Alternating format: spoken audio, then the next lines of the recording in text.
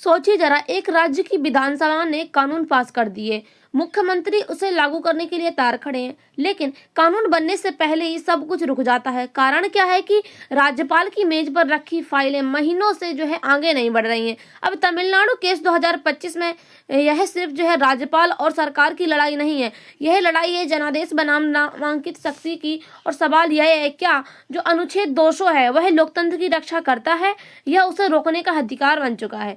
यहाँ पर हम देखें तो जो राज्यपाल हैं कर्नाटक के, न्यूज़ क्या है कि क्या राज्यों को राज्यपाल की आवश्यकता है। कर्नाटक विवाद ने राज्य भवन की प्रासंगिकता पर बहस को फिर से हवा दे दी है।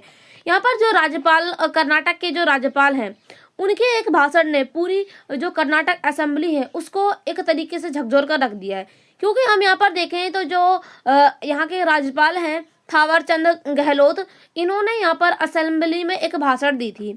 उस भाषण में इन्होंने कुछ यहाँ पर जो यहाँ पर पंक्तियाँ लिखी जाती हैं, जो भी राज्यपाल को पढ़नी होती हैं भाषण में, वो कैबिनेट के द्वारा लिखी जाती हैं। लेकिन इन्होंने क्या किया है कि इनके द्वारा अपना 2 पंक्तियाँ इन्होंने कही हैं और वो वहाँ से चले गए। तो उन्होंने क्या कहा था कि सबसे पहले कि जो मेरी सरकार है, अंत में इन्होंने ये कहा था कि मेरी सरकार राज्य के सामाजिक और आर्थिक विकास की गति दुगनी करने के लिए प्रतिबद्ध है। और यहाँ पर इन्होंने जय हिंद जय कर्नाटका कहकर बाहर चले गए थे। इसके बाद से यहाँ पर जो यहाँ के चीफ मिनिस्टर हैं सिद्धारमैया, उन्होंने इस पर कड़ा विरोध जताया है। उन्होंने कहा है कि क्या जो यहाँ पर राज्यपाल हैं ये संविधान का उल्लंघन कर रहे हैं, यानी कि संविधान के द्वारा जो भी बॉडीज तैयार की जाती हैं उसका उल्लंघन किया जा रहा है यहाँ पर राज्यपाल के द्वारा। और इसके साथ ही उन्होंने यहाँ पर क्या है कि दरअसल जो कांग्रेस सरकार थी, कांग्रेस सरकार ने जो यहाँ पर केंद्र सरकार के द्वारा मनरेगा और जी राम जी योजना आई थी, उसको एक बंद करने के लिए उसके खिलाफ यहाँ पर जो पंक्तियाँ लिखी थी कैबिनेट मंत्री के द्वारा, तो उन पंक्तियों पर यहाँ पर जो राज्यपाल थे थावर चंद गहलोत ने इस पर यानी कि अब इस पर आपत्ति जताई है। इसीलिए उन्होंने ये पंक्तियां नहीं पढ़ी थी, उन्होंने अपने द्वारा कुछ पंक्तियां, 2 पंक्तियां बोल के वहां से सदन से बाहर चले गए थे। इसीलिए अब यहाँ पर काफी बड़ा विवाद खड़ा हो गया है। और अब यहाँ की जो कर्नाटका सरकार है उसने एक तरीके से विरोध जताया है इस पर। अब यहाँ पर देखें तो जो न्यूज़ है वो क्या है कि कर्नाटक में राज्य सरकार और राज्यपाल के विधेयकों और नीतिगत फैसलों और संवैधानिक अधिकारों को लेकर टकराव हुआ है। यानी कि अब यहाँ पर क्योंकि जो कर्नाटक के राज्यपाल हैं उन्होंने अपना भाषण न देकर अपना भाषण देकर जो कैबिनेट के द्वारा भाषण तैयार किया गया था उसको नहीं दिया है, तो ये एक तरीके से संविधान के जो अधिकार हैं उसके बीच टकराव हुआ है। इस टकराव से केंद्र में राज्य भवन जिससे सवाल उठता है, यानी कि केंद्र में जो राज्य भवन रहा है उस पर सवाल उठता है कि क्या आज के लोकतांत्रिक ढांचे में राज्यपाल की भूमिका जरूरी है या वह केंद्र की राजनीतिक उपकरण बन चुका है। यानी कि अब वह केंद्र का भी, यानी कि केंद्र जो सरकार है उसका भी विरोध कर रहा है। यहाँ पर जो राज्यपाल है वो कौन होता है कि राज्यपाल संविधान के अनुच्छेद 153 और 162 के तहत राज्य का संवैधानिक प्रमुख होता है। यानी कि अभी जो राज्य का प्रमुख होता है संवैधानिक, वो राज्यपाल होता है। उसकी नियुक्ति राष्ट्रपति के द्वारा की जाती है, वास्तव में केंद्र सरकार की सलाह पर होती है। यानी कि अब जो केंद्र सरकार होती है उसकी सलाह पर इसकी नियुक्ति की जाती है राष्ट्रपति के द्वारा।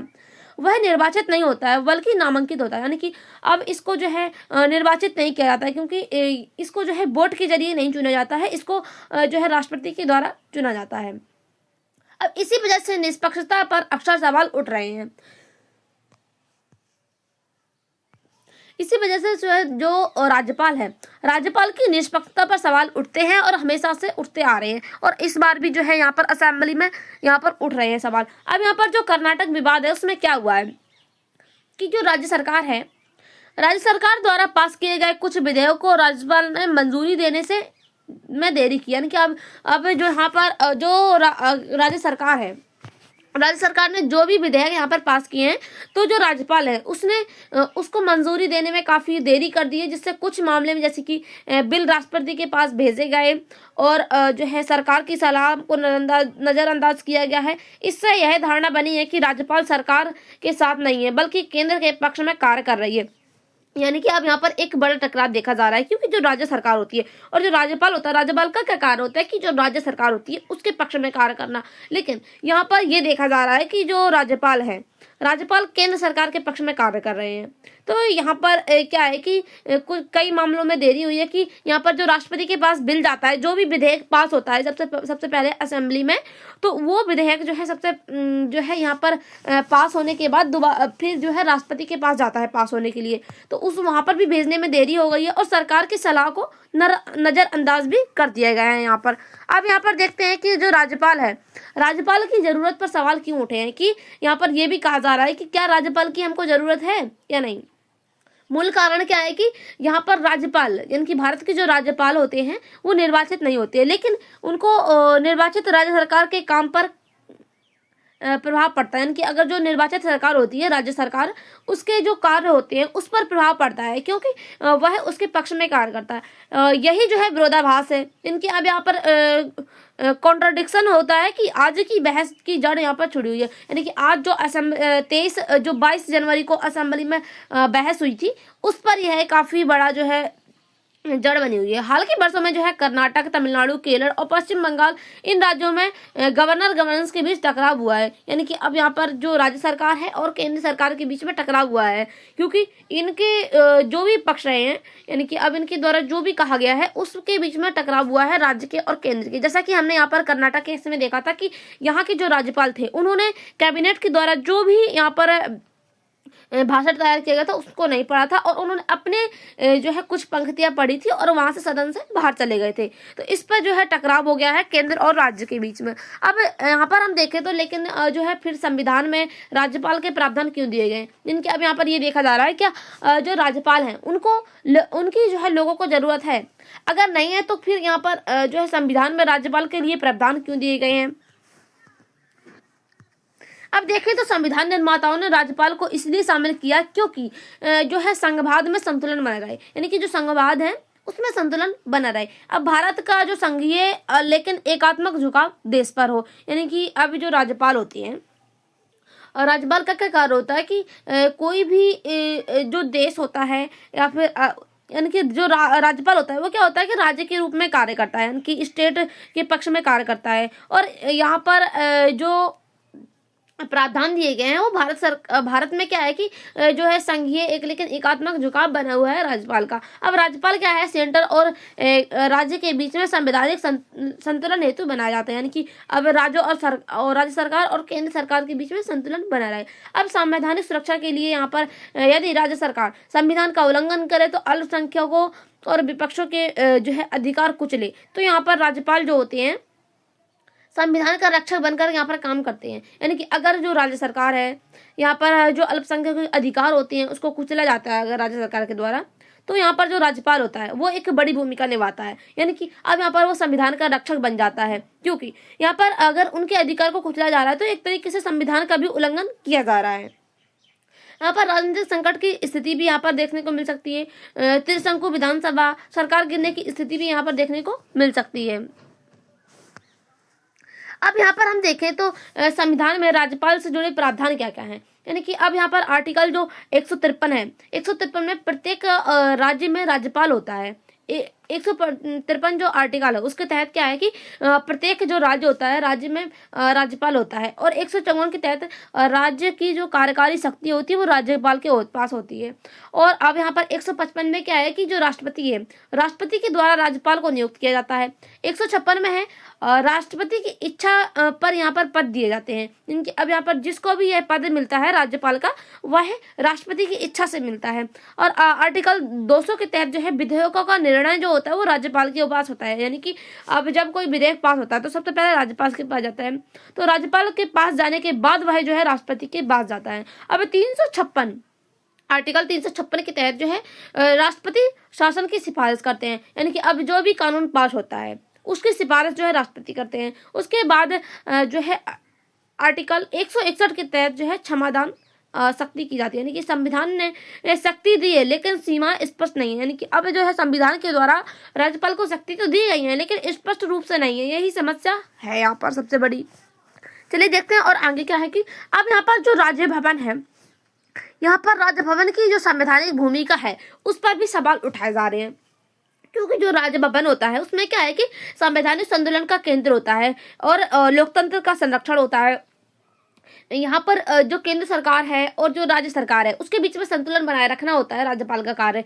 अब व्यवहार में हम बात करें तो जो राजनीतिक हस्तक्षेप है यहाँ पर राजनीति में हस्तक्षेप देखा जा रहा है यहाँ पर कि राज्यपाल हैं और जो है यहाँ पर राज्यपाल के द्वारा जो है यहाँ पर जो भाषण का आपत्ति जताई है जिस भाषण पर उनके द्वारा यहाँ पर तो क्या है कि जो केंद्र सरकार है और राज्य सरकार के बीच में टकराव यहाँ पर देखा गया है। तो अब कर्नाटक विवाद में राज्य भवन को संवैधानिक संस्था और जो है राजनीतिक शक्ति का केंद्र बना दिया है, यानी कि अब यहाँ पर जो राजनीतिक शक्ति है उसका केंद्र बन चुका है ये अब कर्नाटका। अब व्यवहार में जो गवर्नर है कैसे समस्या खड़ी करती है। अब यहाँ पर जो गवर्नर है उसने समस्या खड़ी कर दी है अपने व्यवहार के कारण। अब सबसे बड़ा विवाद यह है कि आर्टिकल 200 यानी कि जिसमें बिल पास होते हैं, अब इसमें क्या है कि राज्यपाल के पास विकल्प होते हैं कि बिल को स्वीकृति देनी और बिल को लौटाना और राष्ट्रपति के पास भेजना। ये सब कार्य जो है राज्यपाल के पास होते हैं, लेकिन इसमें देरी की गई है, यानी कि अब इसमें जो समय सीमा होती है वह तय नहीं है और राज्यपाल कुछ महीनों या कुछ सालों तक जो है बिल रोक सकते हैं। इससे क्या है सरकार का जो विधायी काम है वो ठप हो जाता है और जनता का के जो जनादेश है उसका हनन हो जाता है। देखिए अब जिस भी अनिवार्य अगर कोई ऐसा बिल है वो जल्दी में पास होना है, यानी कि अब बहुत ही इंपॉर्टेंट बिल है उसको जल्दी में पास करना है, लेकिन अब जो राज्यपाल है क्या है वह बिल को अपने पास कई महीनों या कई सालों तक रोक के रख लेता है। तो इससे क्या होता है कि और जो जनता के द्वारा जो भी मांग की जाती है और जिसके लिए यह बिल बनाया गया है उसका हनन होता है। तो इसीलिए जो है यहाँ पर आपत्ति जताई गई है और यहाँ पर जो सरकार का जो विधायक यानी कि सरकार को जो काम है वो पूरी तरीके से ठप हो जाता है अगर यहाँ पर जो बिल है वो रुक जाता है राज्यपाल के पास, क्योंकि राज्यपाल का ही काम होता है कि अगर उनके पास जो बिल आया उसको स्वीकृति मिलती है उसके बाद वह जो है यहाँ पर जाके जो है राष्ट्रपति को पास भेजते हैं। अब यहाँ पर विवेकाधीन शक्तियाँ और इसमें विवाद भी खड़ा हुआ है क्या कि जो राज्यपाल है वह अपने विवेक से काम कर सकता है। इसमें क्या है कि निरंकुश विधानसभा में सीएम चयन कर सकता है और बिल राष्ट्रपति के पास भेजना और आर्टिकल 356 की तहत जो है सिफारिश भी कर सकता है। जो राष्ट्रपति है राष्ट्रपति इनकी सिफारिश करते हैं।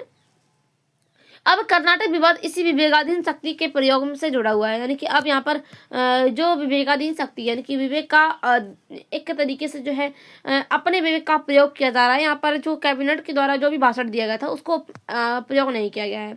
अब यहाँ पर हम देखें तो एक ऐसा ही केस आया था 2025 में, तमिलनाडु केस आया था।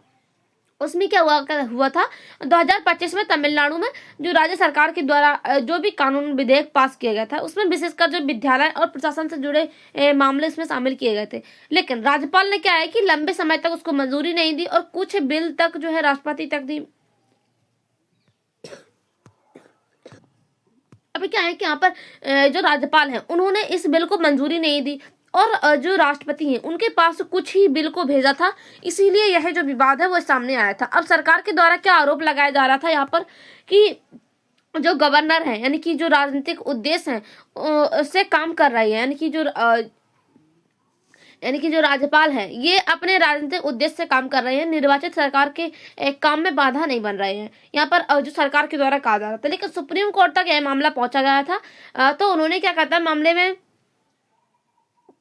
यानी कि अब यहाँ पर जो सुप्रीम कोर्ट तक मामला पहुंच गया था तो उन्होंने मामले में जो है यानी कि अब यह मामला जो है सुप्रीम कोर्ट तक क्यों पहुंचा था, क्योंकि जो आर्टिकल 200 है उसका क्या मानना होता है कि लोकतांत्रिक प्रक्रिया में हस्तक्षेप ना हो, यानी कि कोई भी अगर कार्य हो रहा है तो जो लोकतंत्र के द्वारा जो भी प्रक्रिया यहाँ पर निर्धारित की गई है उसका हस्तक्षेप ना किया जाए। अब यह केस जो है दिखाता है कि गवर्नर संवैधानिक संरक्षण से विधायक अवरोधक, यानी कि अब जो यहाँ पर विधायी सरकार के द्वारा जो भी कानून बने हुए हैं उसका अवरोधक यानी कि अब यहाँ पर बन चुका है ये।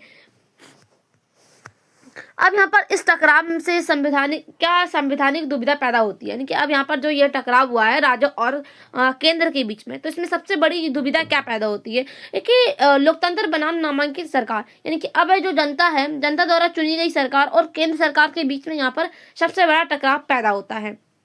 यानी कि अब इसमें सबसे बड़ी दुविधा किसके ऊपर खड़ी होती है कि जो चुनी हुई सरकार है और जो केंद्र सरकार है उसके बीच में। अब संघवाद पर भी इस पर असर पड़ता है कि जो राज्य की स्वतंत्रता कम होती है, यानी कि राज्य की जो भी स्वतंत्रता यानी कि स्वतंत्र रूप से शक्ति करने की अधिकार होता है उनके पास, वह कम होता है, और केंद्र का जो वर्चस्व है वो बढ़ता जाता है। यानी कि अब केंद्र सरकार के पास जो भी अधिकार होते हैं या फिर जो केंद्र का जो वर्चस्व है वो बढ़ जाता है और राज्य की जो स्वतंत्रता है वो कम हो जाती है। अब संवैधानिक नैतिकता भी संकट खड़ा करता है, यानी कि संविधान की जो नैतिकता है उस पर भी संकट खड़ा करता है।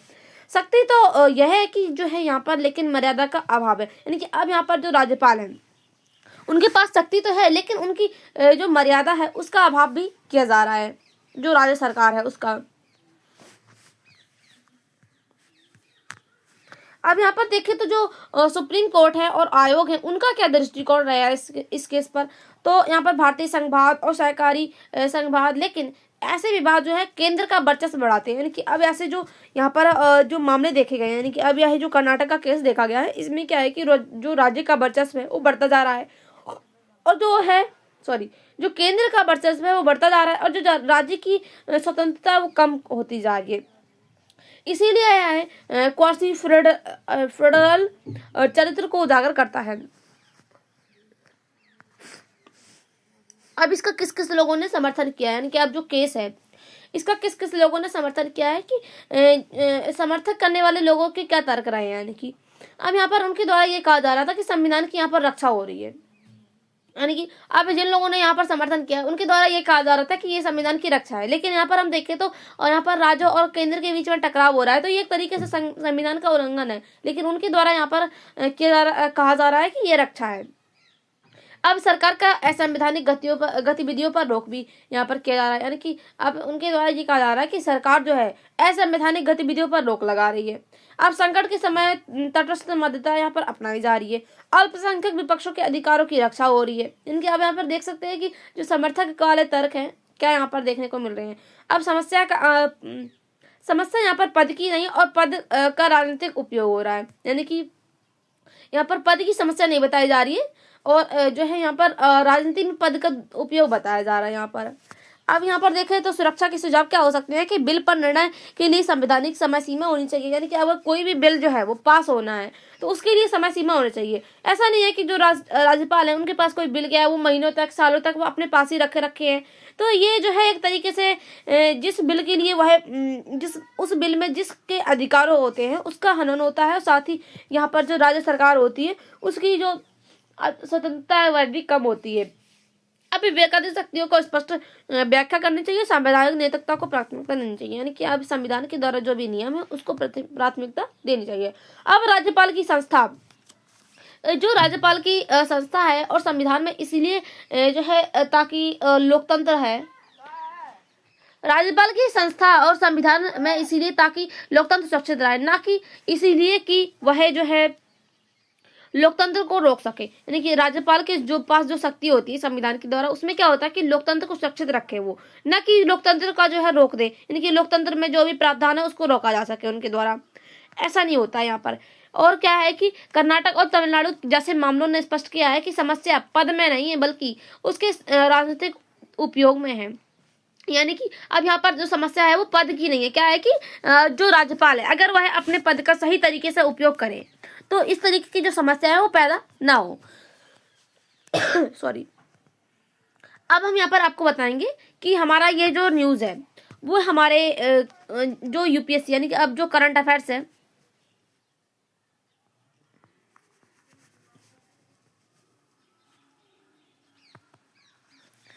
अब हमारी करंट अफेयर्स यानी कि हमारी जो यूपीएससी के लिए यह न्यूज़ काफ़ी इंपॉर्टेंट है। तो देखते हैं कि कौन कौन से पेपर से हमारा जो जीएस पेपर 2 है उसमें क्या क्या है कि उसमें कौन कौन से टॉपिक से सबसे ज़्यादा इंपॉर्टेंट है। कॉन्स्टिट्यूशनल प्रोविंस गवर्नर रूल, इससे सबसे बड़ा इंपॉर्टेंट है। और हम यहाँ पर देखें तो federalism and centre state relation, इससे भी इम्पोर्टेंट है। और judicial review and supreme court से इम्पोर्टेंट है। कॉन्स्टिट्यूशनल मॉरलिटी एंड डायरेक्शंस, और अब हम हमारे यहाँ पर देखें तो यहाँ पर जो हमारा प्रीलियम्स है उसके लिए भी इम्पोर्टेंट है। क्या है कि जो आर्टिकल 200 है ये सबसे बड़ा इम्पोर्टेंट है, और गवर्नर पावर्स और फेडरल स्ट्रक्चर इसके लिए भी इम्पोर्टेंट है। और ये हमारे जो है इंटरव्यू में ये क्वेश्चन पूछा जा सकता है, यानी कि इससे रिलेटेड क्वेश्चन जो है इंटरव्यू में भी पूछा जा सकता है। तो चलिए देखते हैं कि क्या इस पर जो यह केस देखा गया है, यानी कि अब यहाँ पर जो कर्नाटका के द्वारा ये केस सामने आया है, इस पर जो सुप्रीम कोर्ट है वो क्या अपना दिखाता है। अगर यह मामला सुप्रीम कोर्ट तक जाता है तो क्या यहाँ पर निर्णय लिया जाता है, और जो अब यहाँ पर जो विवाद यहाँ पर कर्नाटका सरकार ने किया है इस पर अब यहाँ की सरकार जो है क्या यहाँ पर जो है निर्णय लिए जाते हैं इसके खिलाफ। चलिए आने वाले समय में हम देखेंगे। तब तक के लिए बाय, थैंक्स फॉर वॉचिंग।